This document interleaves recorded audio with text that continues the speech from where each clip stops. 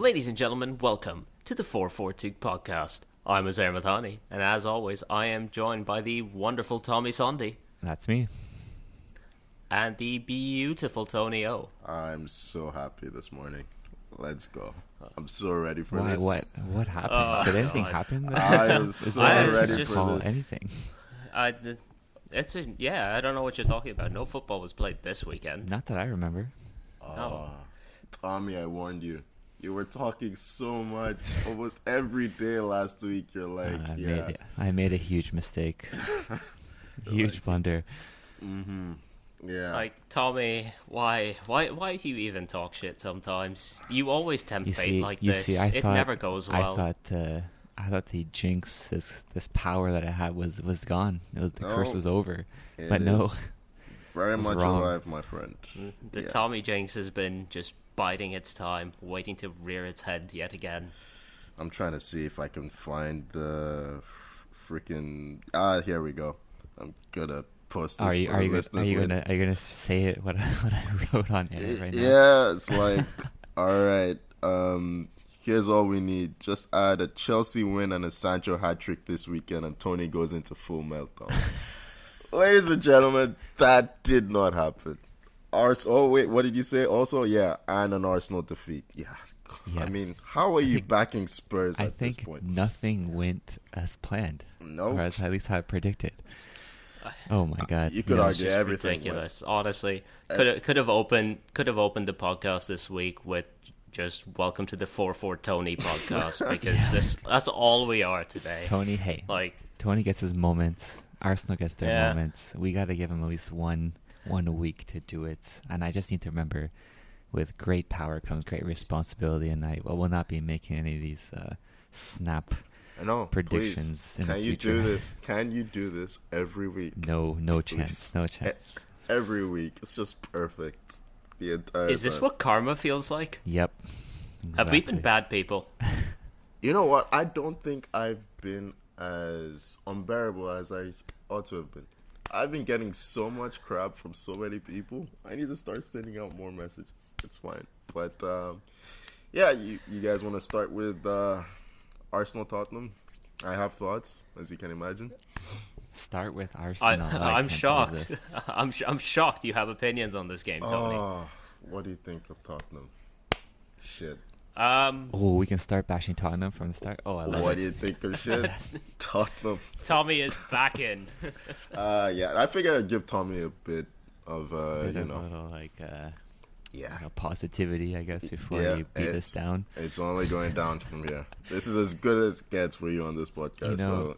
With Spurs, we saw in their first, couple matches, they won, but they were bad.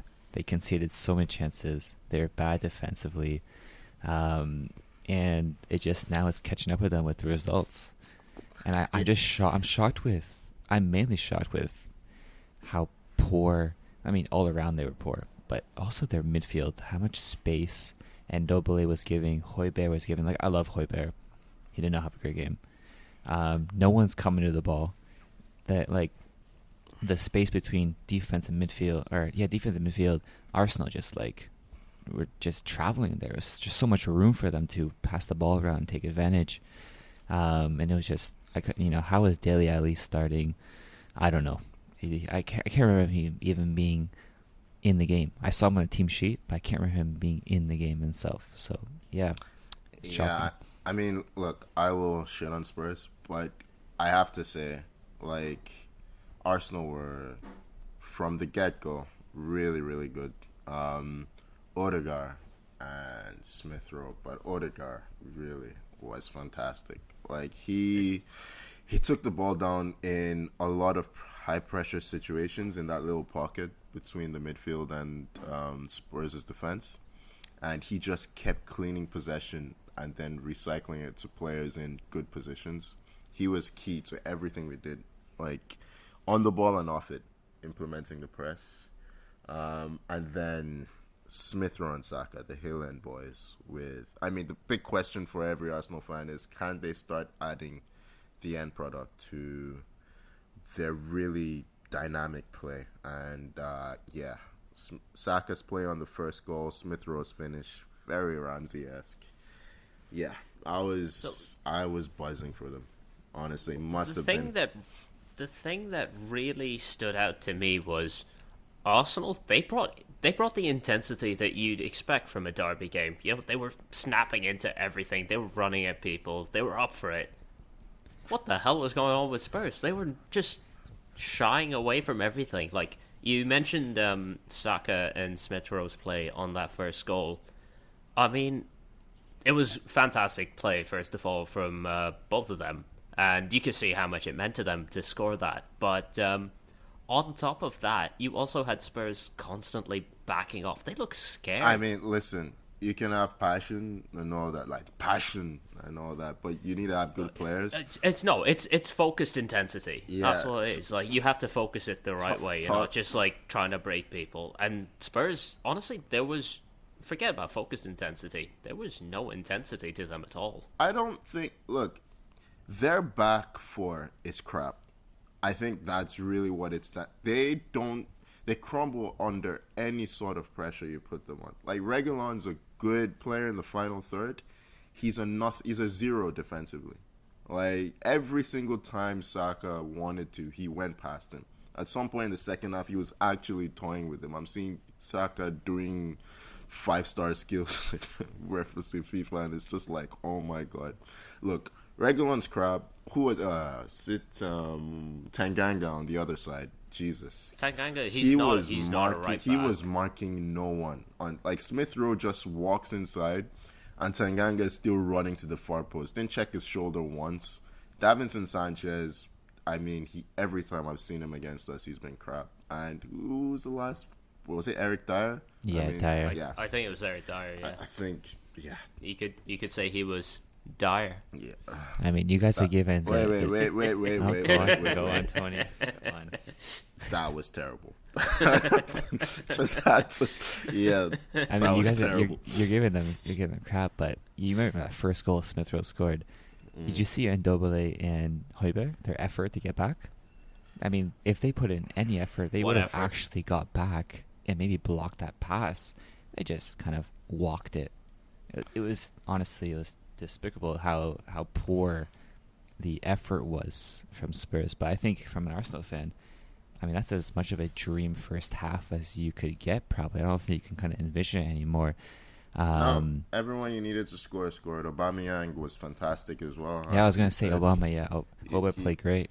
He led the line really well. So, like, it was a captain's performance from him, led by example.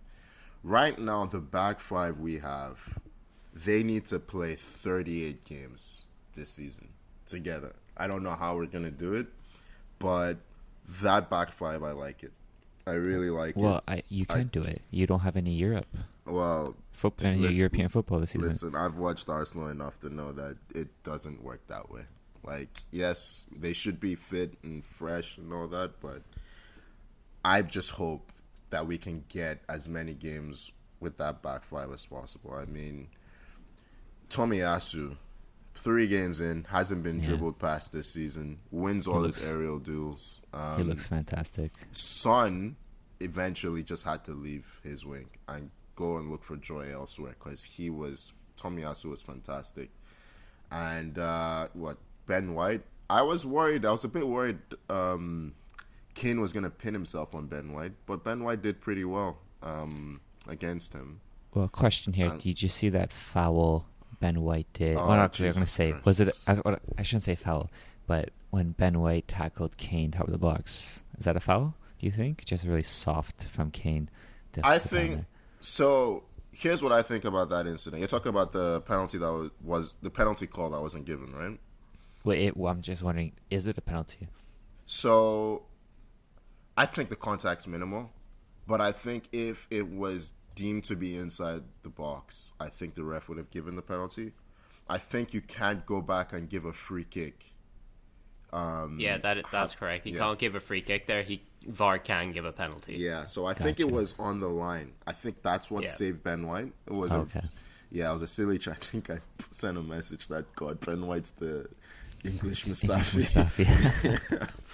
I would like to point out regarding Kane for that. I believe it was the third goal, the second or the third goal, where he tripped over his own feet to cough up possession, made a wonderful lung bursting run back to his own box to try and slide tackle Saka. Actually pulled off the tackle, only for the ball to bounce right off him back to Saka for the goal. Was Beautiful. Just peak Tottenham. Amazing. Just Amazing. The best thing a Spurs player did all game. The moment of the game. Just seeing his reaction after is like, I could hear Toni laughing, like all the way from Ottawa. yeah, Harry Kane mentally, he's like, checked out. Yeah. No, I wouldn't say he's checked out. I think he put in a lot of effort in this game, but it's just you can see when something's not right with a player, even just being 10% off. Like tripping over his own feet the way he did for that goal. He was just so indecisive, and then he tries too hard to fix it. You know, those are the kind of things where you're like, okay, I need to double my efforts here. I'm making it not look like people are going to say, if Arsenal score from this, I don't care, blah, blah, blah. It's just, I think Grahamson has said it best that when you're in a situation where you get that bid from a player, you almost always should take it, because dealing with that player just being a little bit down mentally is almost not worth not taking the money. But hey, listen, Yeah, I loved it. Long may it continue. I'm enjoying Espirito Santo's Spurs. They remind me of Juan de Ramos' Spurs, just a complete mess. Yeah, here's a That's a question. throwback. Where do we see Spurs go from here? Down. Down. Yeah. I love it. I love it. all the way. Honestly, I can't see them really improving that much. I don't know. I mean, like, most things would be an improvement from how they played this weekend. Like, they've got the players. The talent, especially in the attacking third of the pitch, is there. And, I mean, you know, that Manager of the Month award for Nuno is... How'd that happen? Not looking the best. do we I mean, wait. as of what, like 3 weeks ago or something? Three Spurs games were, in. 3 games in. Top of the table. Arsenal were bottom, and now Arsenal are above Spurs. Yeah. And 3 games you know, later. life comes at you fast sometimes. Yeah. I actually do wonder if Nuno will last the season. He won't. Yeah. He won't. But, yeah. That depends. Is Daniel Levy about to sanction another payout? I don't think his contract was quite Mourinho's, but yeah, I think if they have a couple more results like this, the players they'll turn on him pretty quickly. I hope he stays there the whole season, because Yes, that definitely. would be incredible. But I just can't. They look so clueless. It's yeah. Oh, Tottenham. What do you think of Tottenham? Oh. Yeah. Oh, I'm so happy. Yeah, Hey, I'm no idea. glad Oh that we my can at least God. shit on Tottenham. That's the one sort of saving grace of this weekend. All right, Jose, I'm ready. Let's go to Chelsea City. Oh, no. all right. I'm just too happy. Now that Tony's in charge of moving the podcast along, let's move on to Chelsea 0, City 1. Tony, I mean, Tony, take it away. It's only fair. It's only fair to throw to Tony. To me, no, I want to hear. No. You wanna hear me. Just keep going. You're on a roll, my friend. This is your Tony, podcast. this is your podcast. This is your weekend. Take it. Roll with Okay. it. What do you think of Chelsea? But no. No, Honestly, Tony, I'll help you out here. okay. What do you think of Lukaku? Oh my God. I told you he's gonna be the signing of the season and the worst signing of the season. He contributed nothing in this game. I don't know. Chelsea, they looked flat. They almost looked surprised that City were so Motivated, you know? Yeah, What do they expect? Shock. Losing a Champions League final might do that to you. yeah, and an FA Cup semi-final as well. I think this Yeah, is the that first too. time Pep's Yeah, we beaten- had a good run on them. I think the last 4 games, Yeah. I think we won. City just pressed hard and on a non-stop all game. We had no shots on target. We had no chances. We had nothing up front. Sad to see Reece James get injured. I hope it's not anything serious. But even when he was on, we were not getting our fullbacks forward at all. You got your wish. Werner started. And Werner started. It's going to be a while before he starts again. Yeah, you watching him play, he had a couple instances where he could have really ran to the goalie or at the defense, and he didn't maybe trust his speed or didn't trust himself. He'd cut back. He did. He doesn't trust his speed. Yeah, what is left? When that happens, you're like, okay, well, what's next? It wasn't the. I mean, it's hard to blame Werner. I think the whole team we were pinned down. You got to give props to City because, KDB played fantastic. Bernardo Silva played fantastic. Jesus played fantastic. Rodri was, apart from like one instance where Conte absolutely broke his ankles, Rodri was just a rock at CDM there.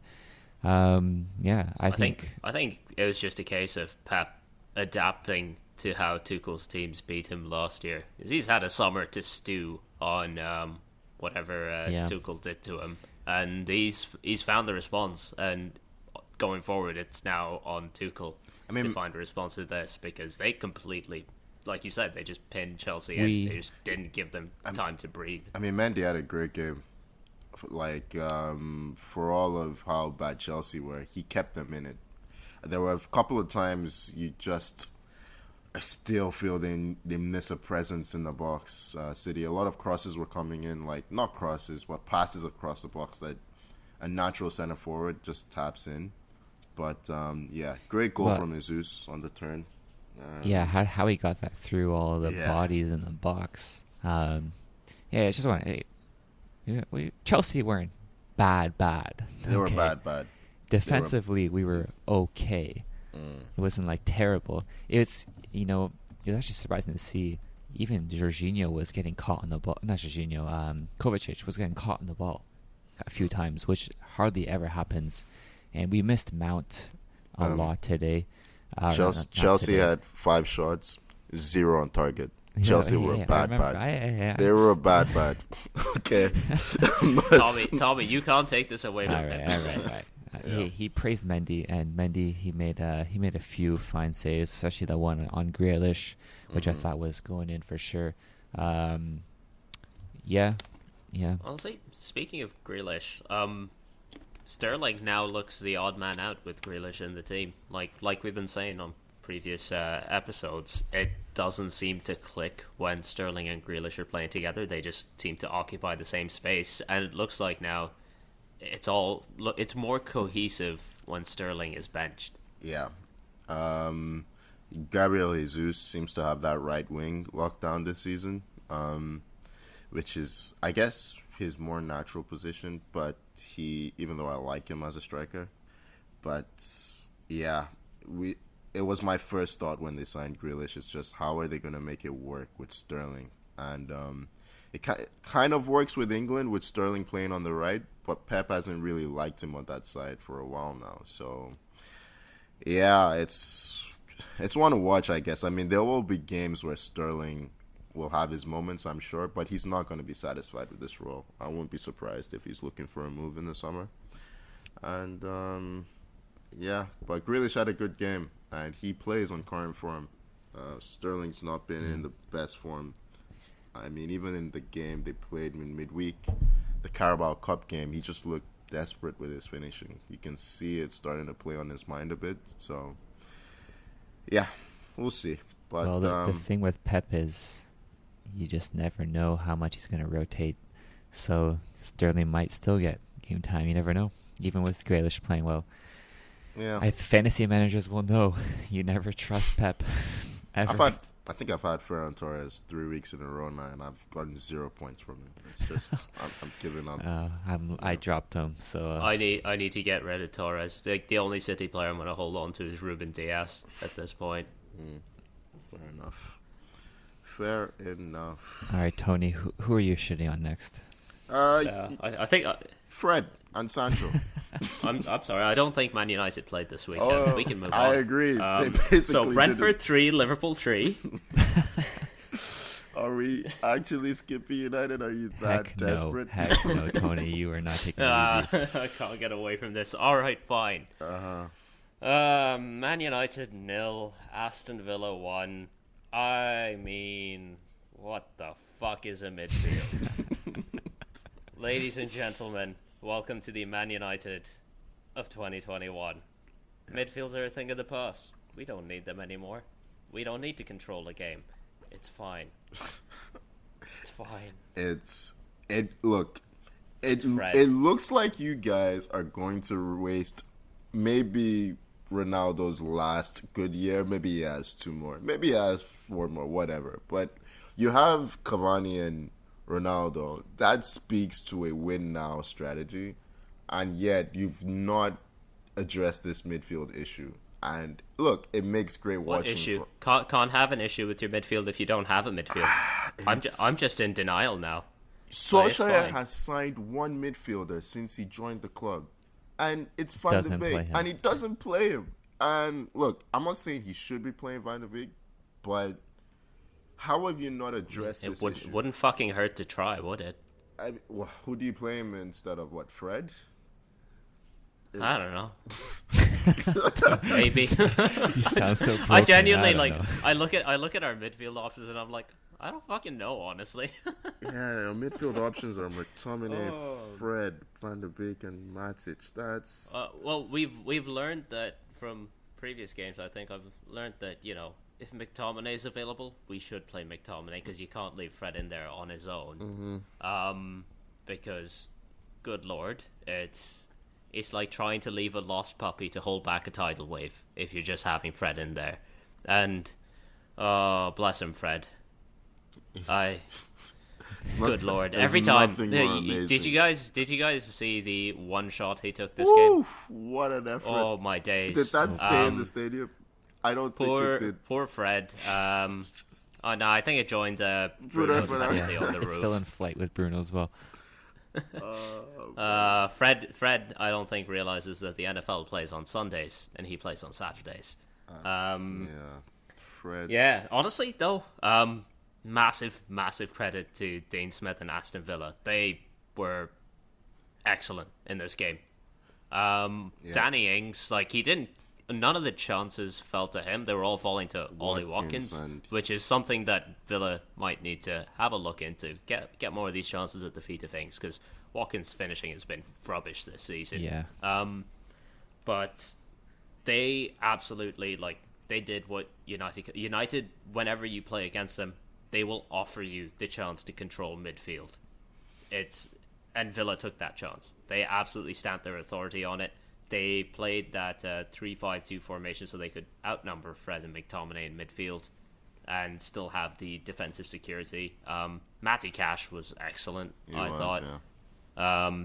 And Courtney House's header from that corner is one of the best headers you'll see this season. To get that far beyond the front post and still find that near top corner kind of thing, like an unsavable spot with that much power. Fantastic. Yeah. Then he nearly, a minute later, nearly throws all his good work away. Jesus Christ! That was a bad handball too. I don't know what his hand was doing up there. Yeah, Sunday league stuff. Bruno made a deal with the devil for his penalty prowess, and the devil came to collect. How is Bruno? Look, I saw the record, and I've got to be honest. When it comes to Bruno, I saw him last season. I think since he missed that first penalty, he's not been as decisive with his pens. Well, he went through a period where he was getting to retake his penalties after missing the first one. I think that happened twice last season. That was early last season, I think. Yeah, and it's Ronaldo's on the pitch. I'm sorry. I just think Ronaldo takes it. Ronaldo's not missing that penalty. He's not. Here's what I'm wondering. Ronaldo's probably going to be on the next one. Yeah, definitely. Martinez agrees with me. But that shit talking from Martinez was the best thing all game. I hate it because I it was love it. against the team I support. I love it. But that level of shithousery in football of Martinez just walking up to Bruno while the little scrum is going around the penalty spot and telling him that Cristiano should be taking the penalty while Ronaldo is standing right there.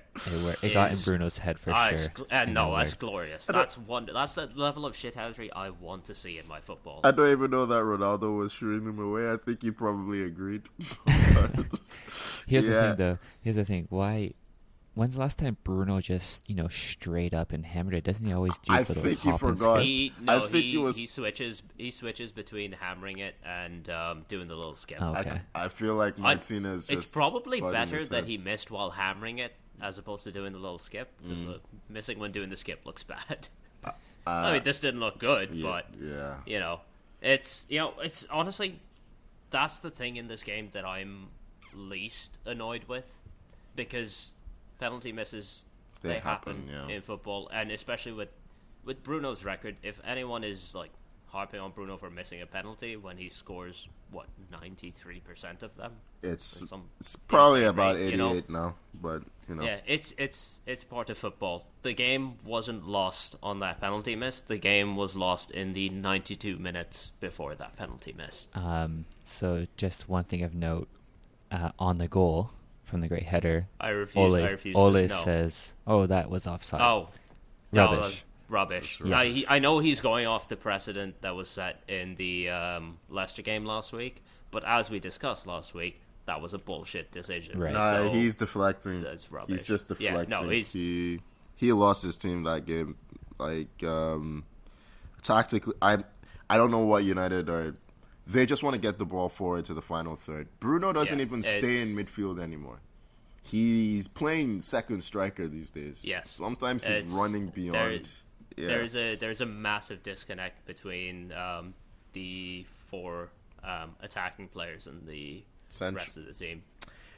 Especially once Luke Shaw went off with injury, it's just you lose that extra option that Shaw. Dalot was fine in this game. He wasn't great. He wasn't bad, but it's just he can't make the same kind of runs as Luke Shaw does. Quick question. Yeah. Right? Now don't get upset, Uzair. It's fine. I've given up. Wait, is this a Sancho reference? Is that what Sancho it's still going to be Yeah. a starter for Man United this season? I think honestly, he will eventually Okay. become a He starter, hasn't but changed it's his going to mind be yet. second half of the Okay. season. I'm going to give it 2 more games. Let's see what you say. All right. We said we'd have this discussion at 10 games. Yes, but at this rate, 10 Sancho he's not games. going to get 10 10 Sancho games. games. He's not I going to said get 10 Sancho games. He's not going to get 10 Tony. games. No, Tony. Don't change the deal. You Change guys the deal. were Don't change the chasing. deal. You were chasing the game the entire time, and he doesn't get on the pitch. He's not going to get 10 games at this rate. Honestly, in fairness for not bringing him on, we did have to make 2 Oh, substitutions don't in give me defense that. because of Tony. injury. And if you're looking for a natural finisher, would you put Cavani or Sancho? He could have brought Sancho on at wing back or something, shown some creativity. Yeah. No, I don't want. Why would you bring Sancho to play left back? No, Tony. It would have made no difference. Get this Arteta, the Xhaka playing left back shit out of here. Tony, None of that. Tony, We're moving on. Tony, we're moving on. Hold on, before No, we we're move on, moving before we on. move on here, Tony, you know how you want sake. Nuno to stick around with Spurs for as long as possible. I want Ole to stick around. He is in that perfect balance where his squad's so good that he's just going moving to on. be good enough to not get sacked, but moving crap on. enough to make sure they don't. Ladies and gentlemen, we are moving on. Shut up, both of you. I'm dead inside at this point. I'm alive. We're moving on So to alive. arguably the most exciting game to watch this weekend, Yeah. which was Brentford 3, Liverpool 3. Gentlemen, absolutely phenomenal game. End-to-end stuff. Just chaos. Tony, Just chaos. Tony. Yeah, Hit beautiful, me with beautiful that goodness. chaos. Mad Yeah. props to Brentford for sure. I'll say it again. I underestimated them at the start of the season, and they're proving me wrong. Yeah, I mean, the whole thing was just encapsulated by having 2 goal line clearances from finishes that were rolling towards the net. I mean, who was it? Was it? I think it was Christopher Ayer that cleared the first one from Yeah, Salah's finish. It was Ayer that cleared for Brentford, and then I believe Matip for Liverpool. Yeah, I mean, some great finishes in the game. Salah getting his 100th Premier League goal for Liverpool, I think. And Jota's header was fantastic. David Raya, I mean, he made some excellent saves, and his distribution is fantastic. He started a lot of counterattacks with Ederson-like laser pings. But look, Brentford, every time I've seen them this season, they're so much fun. I mean, Toni, the flick for the... Oh, that was beautiful. Was that the first equalizer, or... I think it was for the 2-2. Yeah, the first equalizer they had. Yeah, because I think Brentford scored first, right? Yeah, they did. So yeah, that set piece just caught Liverpool out. It's really well worked. Great, and I think it was Fabinho just falls asleep at the back post to let the guy finish. But yeah, Brentford fully deserved the points. A great effort by Curtis Jones, by the way, who was having a frustrating evening. I think that was his last kick before he got subbed off. What an absolute hit, though. My God. Took a deflection that took it away from Raya, but yeah, still a well hit. Great hit. And then Wisa's finish on the turn to beat Alisson as he's rushing out to him. Yeah, lots of great goals. It's going to be great to see if Brentford can keep this up. But yeah, I'm glad I backed them. They look like a great addition to the Premier League this season. I hope they continue to keep this form up. Ivan Toni, great name by the way. He's had a good start. He hasn't scored that many goals, but he's playing really well and leading the line for them.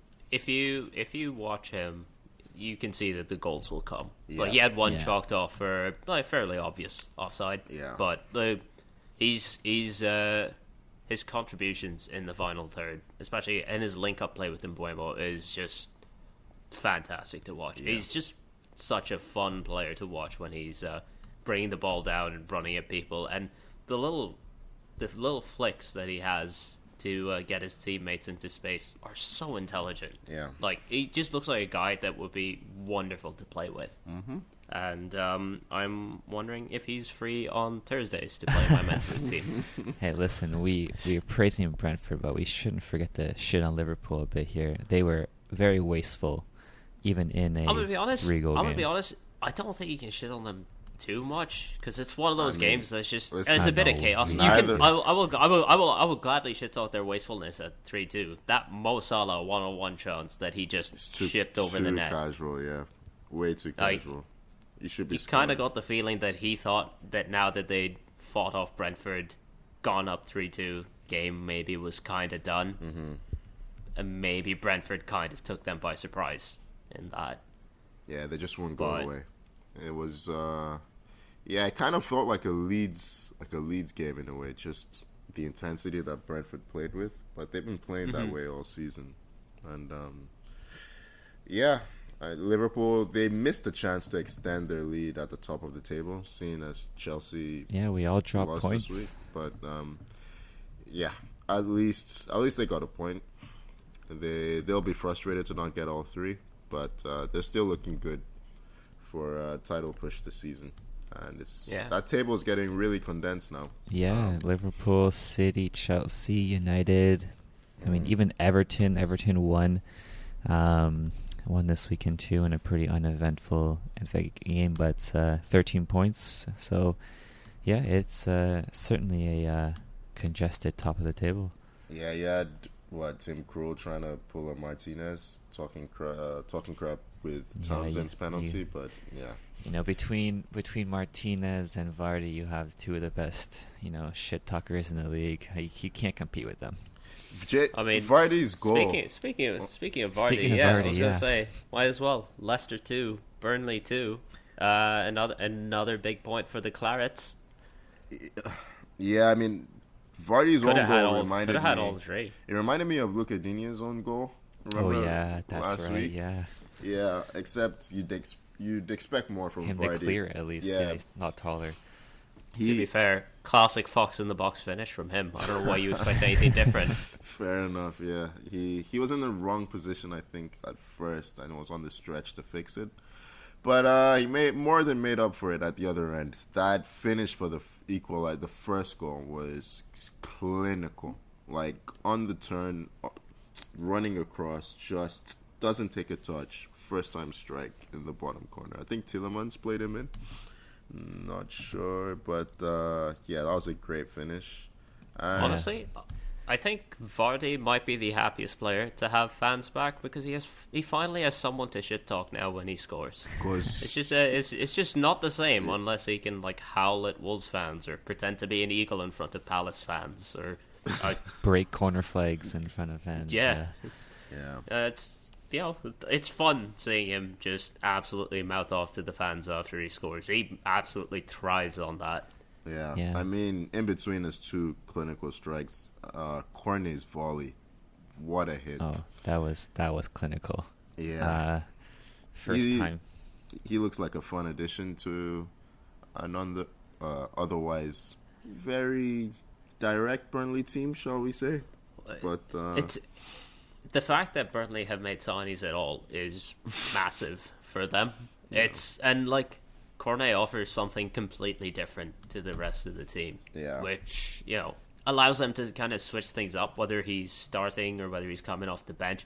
It adds a second sort of like quote unquote flair player, other than Dwight McNeil, who's good but also like kind of lacks end product. Yeah. But if Cornet can keep this up, that maybe opens up a bit more space for McNeil, and in turn, when McNeil plays well. I mean, if he's putting in crosses, you have Chris Wood getting on the end of them. And at this point, he's a proven goal scorer in the league. Oh, he came so close to scoring the winner, too. Like a hair offside, unlucky. Yeah, like just a foot offside, really. Yeah, I mean... after 6 games played, we have 5 teams who have yet to see a win. You got Southampton, Newcastle, Leeds, Burnley, Norwich. So I'm wondering, prediction quick, which team is going to be the first to get a 1 in that column? I'll just go for the team that's highest up and say Southampton? Yeah. I guess it depends. Well, that's not confident. They're playing, It's not confident. I'm surprised Burnley don't have a win, actually. Yeah, I was going to say, out of those 6 teams... Burnley have been playing well, but losing like 1-0 or like by the odd goal here or there. I'm backing them to be the first one to get a win. It's going to be either them or Leeds. I'm going to back Southampton. I'm going to stick with Southampton. I'm backing Leeds. All right, I'll stick with Burnley then. All right. I mean, speaking of Leeds, might as well move on to their game. A 2-1 loss to West Ham. Yeah. That man, Michail Antonio, with a wonderful late goal. Yeah, well taken. I mean, Leeds played really well. They couldn't... Rafinha looks a player. He looks a real player. He was fantastic all game. Great finish for the first goal. And then even the shot that hit the post, it's like... Yeah, but... West Ham just wouldn't go away. They had a goal disallowed. I think was it for offside? I think it was for offside, and then they eventually. Oh no, it wasn't for offside. It was for a foul on Meslier by Antonio, who. Yeah, well, he elbowed him right in the face. Yeah, so he did. He did. Right that was like, you know what? Goalkeepers get a lot of protection, but that one was warranted. Meslier had a good game. I've been skeptical about how good he really is, but he had a really good game. But He seemed to be rattled after that. He dropped a couple of crosses and started complaining to the ref. But it was funny watching the replay. The ref at first didn't give a yellow card to Antonio, but then VAR puts the replay on the big screen and the crowd goes crazy. Just go crazy. It's like, you know what? On reflection, I think, I am going to probably deserves a yellow for that. So, but West Ham, I mean... They look good. They look good. They're continuing the form from last season. Antonio's continuing his form from last season, and we'll see how long they can make it last. But good on them. I mean, another team that's continuing form from last season, unfortunately for them a little bit, is Newcastle. They drew 1-1 away to Watford. Ismail Assar looks to be having a great time at Watford right now. Yeah, he was a bit quiet, but seems to have that goal scorer's knack of just arriving at the right time, in the right place. How many goals for him this season? Is that 3 now? I believe so. Yeah, I believe so. Yeah, I mean, it was a great strike by, is it Sean Longstaff? Yeah, that was a beauty, top bins. Yeah, and yeah, it's a good game. It was a pretty good game. Watford are having a bit of a knack of like picking up a point here and there, squirreling those points away. Mm-hmm. No, it's holding them in good stead so far. Yeah, was it Josh King? Yeah, Josh King almost won it for them, and then was ended up being offside. I think that would have been his first goal for them as well. Yeah. Yeah. You got the whole shirt off celebration running into the fans, and then you have it unfortunately pulled back. Yeah, he didn't get booked for that. That's surprising. Yeah, I don't think he got booked. Did he for not? That. No, I don't think so. Ref took pity on him. Yeah, fair enough. And I believe the last game that was played this weekend was Wolves 1, Southampton 0. A winning goal from Raul Jimenez, and that's just, honestly, it's so lovely to see him celebrating back happy after that horrendous skull fracture. Yeah. What a goal too. Yeah, he bullied those Southampton defenders. He sent what was it, Bednarik, swimming for that cut. Yeah, it was Poor Bednarik still doesn't know where he is. If you or anyone you know has seen Jan Bednarik, please get in touch via Twitter to Southampton. I think he beat him twice. They're worried. Right? He muscles him off the ball at first, and Bednarik gets desperate, and he could have had a second.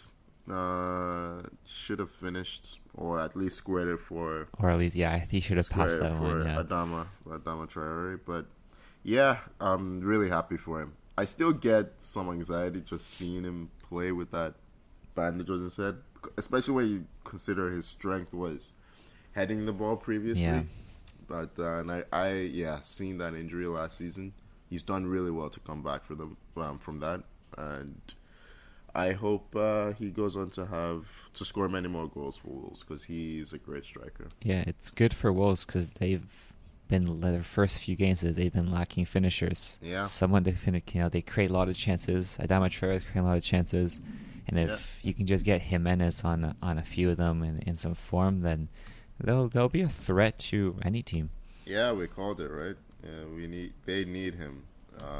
They need him to refine his form really. And maybe this is the start of that. Yeah. Gentlemen, there is a Monday game. Prediction time. Here we go. It's tradition for us to try to predict the Monday game, and frankly, also tradition for us to be horrendously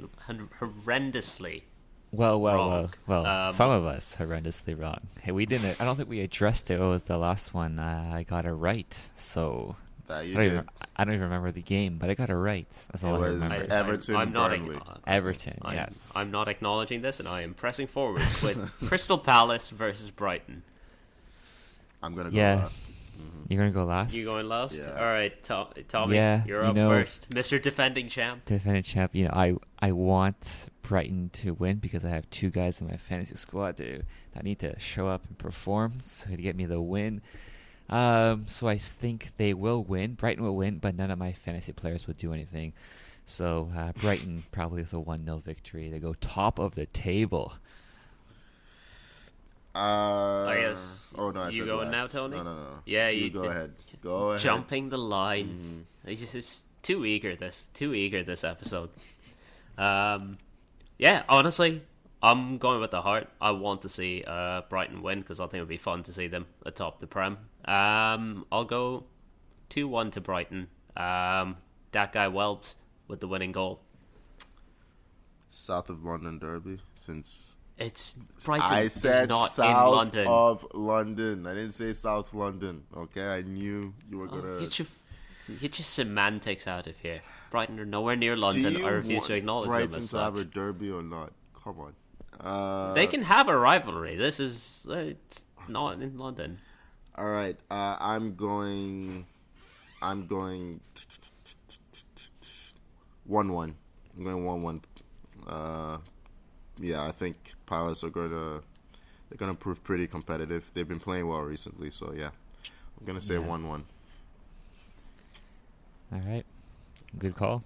I feel like you're right. Palace have been playing a bit better as of late, so it won't be a No change. it will No not be- change. I'm not, oh, I'm not changing. Decision I'm not now, changing. Tommy. I'm not changing at all. I want Brighton to win too. Absolutely all over the place, Kane. Can't get into the game at all. Looks a player devoid of confidence. Here's Saka. Arsenal got options again. Saka. Kane back defending, but it's Saka 3-0! Arsenal have made it 3-0! Gentlemen, there's something that we brought up in a conversation amongst ourselves over the course of the week that we did want to talk about on the podcast. A week or so ago, probably a week and a half ago, there was an interview with Man United defender Phil Jones that was published with the BBC, I believe, where he was talking about his struggles with mental health and from coming back from injury. For those who are unaware, Jones has been sidelined for over a year now, I believe, with just a series of injuries, and has had to have a couple of surgeries and has been slowly working his way back. I believe he's in first team training now, though he isn't back. And I believe he also made it into a matchday squad in the Carabao Cup recently. Yeah. This article, I believe, came out a day or two before our last podcast, and we wanted to give ourselves a bit more time to reflect on it and research the topic of mental health in football before we tackled it on the podcast. But it's a conversation that we need to have, that we need to talk about. Tony, do you want to take it away on this? Yeah, I mean, the demands in the game are changing, right? Football is very different. Even as little as 15 years ago. I mean, what players had to have to face, the modern player, what with increased access, really, thanks to social media platforms, which has been great, but also means that they're under way more scrutiny. And yeah, just dealing with the press in general. I mean, whenever a player comes out and talks about these issues, my mind always goes back to Robert Enke, who, for those who don't know, he was a goalkeeper, a German goalkeeper, who, after a pretty extensive career, but being out of the limelight or not being able to break his way into the German national team consistently, was finally getting to the point where he was number one and seemed to be having a steady time for all of us watching from the outside. And then there was devastating news that he was found dead on train tracks, having, well, essentially taken his life. And that incident made me a lot more conscious of what players are going through. It made me realize that, fans have a responsibility to consider footballers as people as well when making their assessments. I mean, listen, banter is all part of the game, and that shouldn't be taken out. But we see different things like people adding players when they're trying to, criticize a performance or directing abuse at players and their families, and it's like, that's just never on. I mean, Jesse Lingard and Hector Bellerin have spoken about dealing with being out of form and, dealing with injury as well. I mean, I was quite surprised in Bellerin's case for him to say that he had actually turned to alcohol to deal with it, because I'd always thought of him as being very health conscious. But it just tells you, Yeah, Jesse Lingard as well. He said he turned to alcohol, and he's not a big drinker. No one in his family's been a big drinker, but he found it was the only thing that helped. So these players, they go through a lot, right? Like yeah, I've had injuries before, and yeah, I mean, all of us here, we played football at a pretty decent level, but not professional, right? Like a high-end competitive level. But yeah, I know how I feel after dealing with an injury or whatever. And I mean, I can't sleep after games, just in general. Imagine a professional footballer who has millions of people looking at their every move. You look at the pressure that these players are under at every step of the way at the highest level. Like from the point where they're coming up through the academy when they're 15, 16, 17, where you're competing against every other player. These guys are your teammates, but you're also competing against them because maybe a couple in every class of 100 are going to make it at the highest level as a professional footballer. And then as you start getting higher and higher up in the ranks, the pressure only increases to the point where I was reading an interview with former Man United midfielder Michael Carrick, where he was speaking about the 2009 Champions League final, where he did nothing wrong, but he just conceded possession, and the turnover in possession eventually led to Barcelona scoring the opening goal of the night, which ended up being the winning goal. And he spoke about how just a simple act of turning over possession in that high-pressure situation played on his mind so much that he was kind of going in and out of depression for the next 2 years. So it's that level of pressure that they're under, which is just... It means that mental health has to be a bigger focus of everything that's going on around the league right now, because not only do you have the on-pitch pressures like Toni brought up, Jesse Lingard, which was a pretty high-profile case of where there was some family issues with him a year or two ago.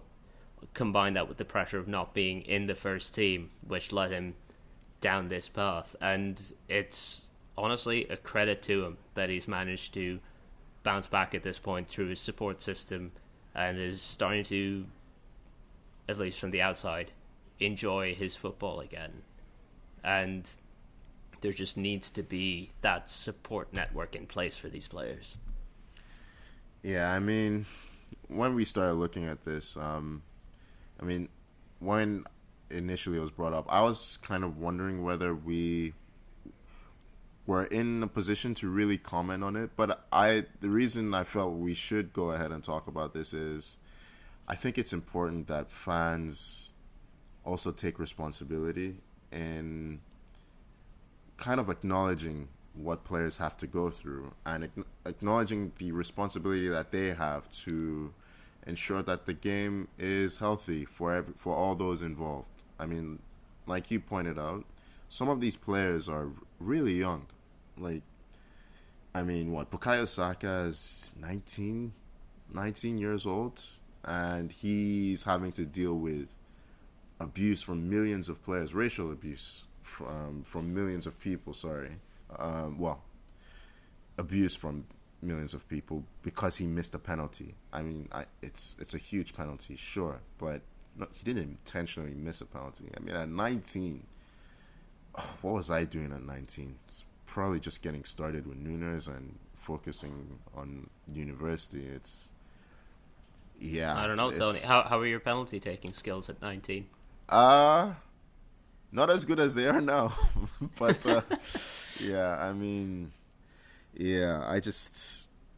I think it's important that players' mental health is made a priority. I mean, we were looking through some things. I think, Tommy, you had mentioned that looking through that, I think you said, what was it, that there is a designated mental health, not so much a professional, but like an ambassador, or I believe the term was first aider. Yeah, just kind of going through what this is just a tough topic in general. Like we don't know what the pressures are that these players are under. We can't compare at all.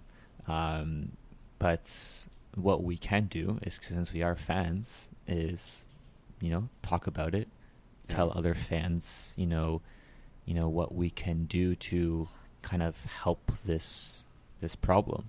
And you're right. It's like when a player is doing bad, it's easy for us to go online and start trashing them, or sending you hear about these stories about, I think it was Jacques or something like that. He was getting like personal messages about his, people telling his family, like all this negative stuff, right?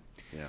And it's on us. It's so easy with social media nowadays to do that, and it's harder almost on players now because we have that access, whereas in the past, players could kind of, they didn't have to deal with that.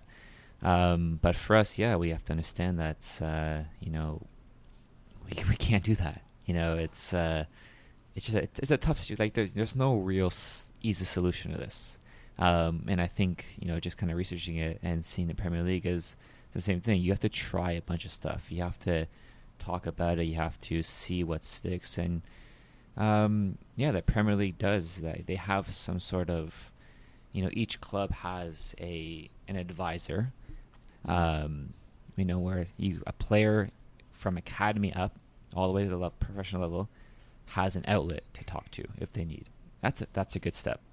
It's not a permanent role. Like each club, I think we've found out and that they don't have a permanent employee or a department for just mental health. And I think that's a solution or a step that we can all agree is one to take, is have, every club has a sports physio, whatever it is, that sort of thing. Why don't they have a mental health department? Permanent, every club has it. That's a pretty good step, right, to take? Yeah, I think it was an article I was looking at earlier, and it mentioned Man United, Tottenham, Leeds, Newcastle, and Wolves as examples of teams that don't have an established senior level psychology setup. And listen, I'm not saying the rest of the Premier League are perfect in how they handle it, but it's just, it highlights that there's still a long way to go before this is something that is seen as a priority. We're making steps, yes, as the game's changing, and there's been more involvement in terms of trying to protect players. But,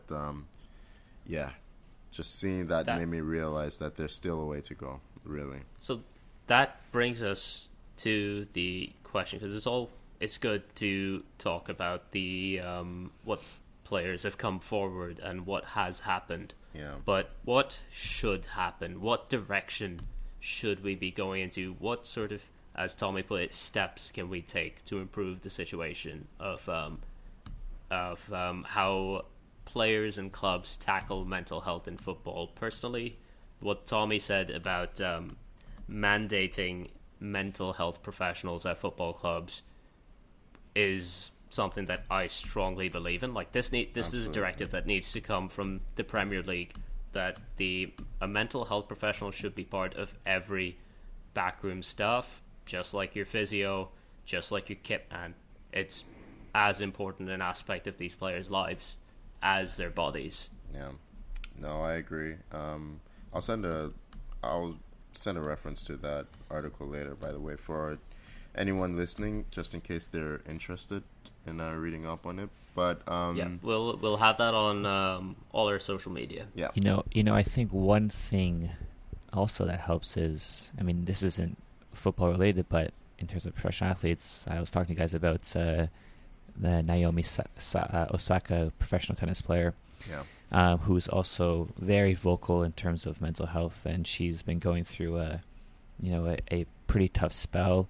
Mm-hmm. And, she decided to not do press conferences after games. Mm-hmm. She pulled out of some tournaments. She's been very vocal about expressing professional athletes they go through rough times. Yeah. And I think another big thing is just having all these professional athletes from all these different sports that we all look up to coming out, talking about it, making it, being just fully aware to all people and all fans that's a pretty big step in itself. And that may lead to more action when you have, let's say, someone like LeBron James come out and talk about it.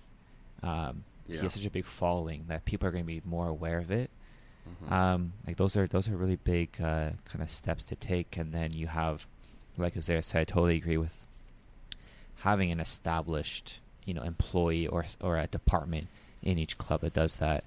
And it's building blocks, it's steps that you have to take, but being made aware of the issue and being vocal about it is super key too. Yeah, absolutely. I mean, I'm really glad players are starting to feel comfortable speaking on the topic. I remember Mertesacker gave an interview as well on similar issues he'd had, and also how some of the struggles he faced with Enke, who wasn't necessarily great friends with, but they were teammates for I think it was Bremen and Germany previously.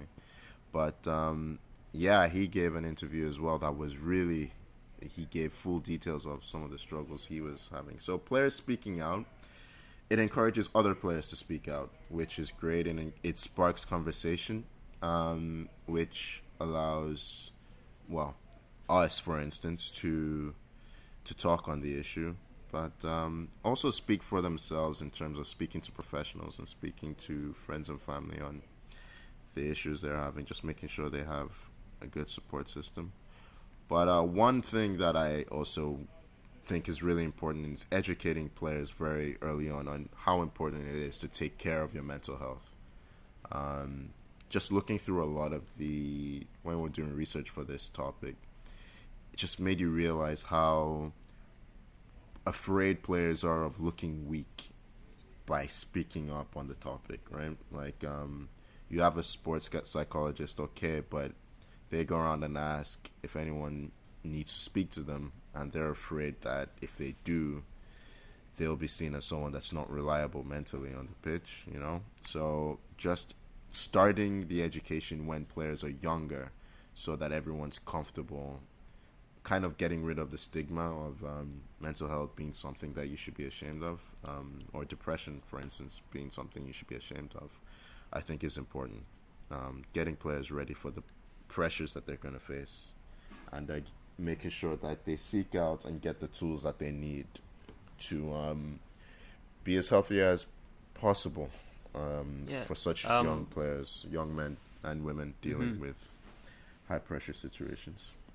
So one thing that actually came to mind that was also good to see was I finally started watching Ted Lasso, and without spoiling anything for those who haven't seen the show, it is based around football and someone coaching football.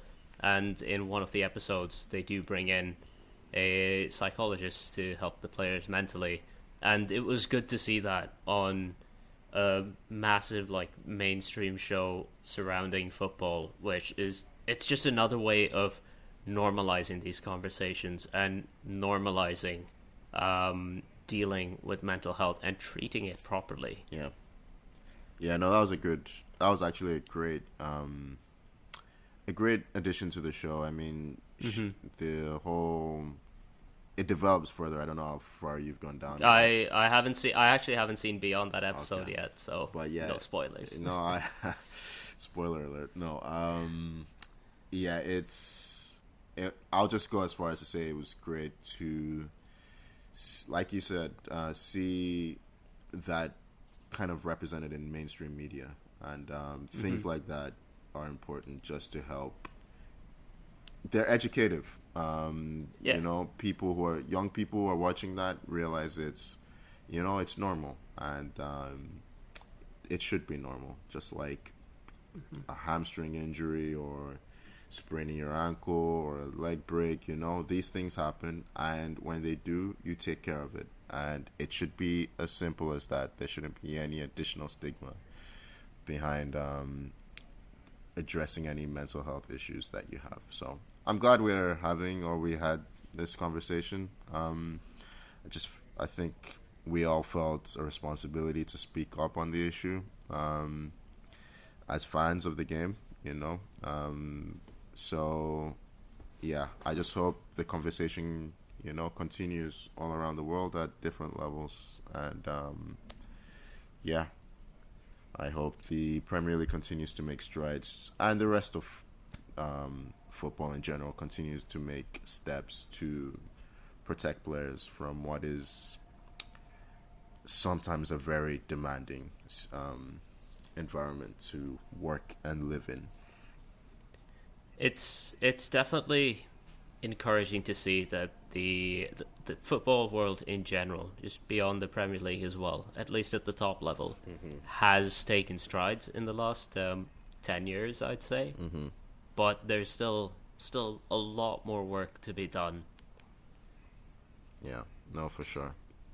Yeah, I think not just for footballers, but just in general, if you don't want to, keep anything bottled up. Yeah. You wanna have someone to talk to. You wanna have an outlet, and maybe we should maybe link a mental health number or a support website or something like that. Just if anyone is struggling, this isn't just for footballers. This is just for anyone, right? So yeah, that's a good idea. Yeah. Maybe kind of send someone in the right direction. And even for us, I'm sure if any of us were struggling with anything, hopefully we would feel free to talk to each other and kind of express anything that may be bothering us or that we feel bad about. I'd hope you guys would feel open enough to want to talk about something with me or anything like that, or with Azair or whatever. If you were struggling at all, so that's Me too. yeah, of course. That's what I mean. I'm sensitive to issues. Hey, if you had what, we already do it when you have a tough game, something didn't go your way, you made a mistake. We already do talk about it with each other, and I feel like that does at least help a little bit. Yeah. I don't know if I can talk about United's midfield that much more. That's a whole other issue. I don't feel a lot of support when I talk about them. Much like United's defense behind that midfield. Yeah. Anyways, I believe that wraps up everything that we had to speak about today. All that's left for me to say is please follow us on social media, on Twitter and Instagram at 442k. Subscribe to us on YouTube, Spotify, Apple Podcasts, or wherever you get your podcasts. We are there. And thank you for listening. And thank you for joining me, Tony O. No, it's a pleasure. Good stuff today, guys. And really enjoyed the conversation we had. Thank you for joining me, Tommy. Yeah, I reiterate what Tony said, and I hope you guys and everyone else has a phenomenal week. Up the Arsenal. And I hope that next week we go back to the norm. I'm not going to say anything else. I'm going to just leave it at that because I know the power of the jinx. So you said too much. I've said too much already? Yeah, you've already said way too much. Once again, thank you so much for listening, and we'll see you next week. Bye-bye.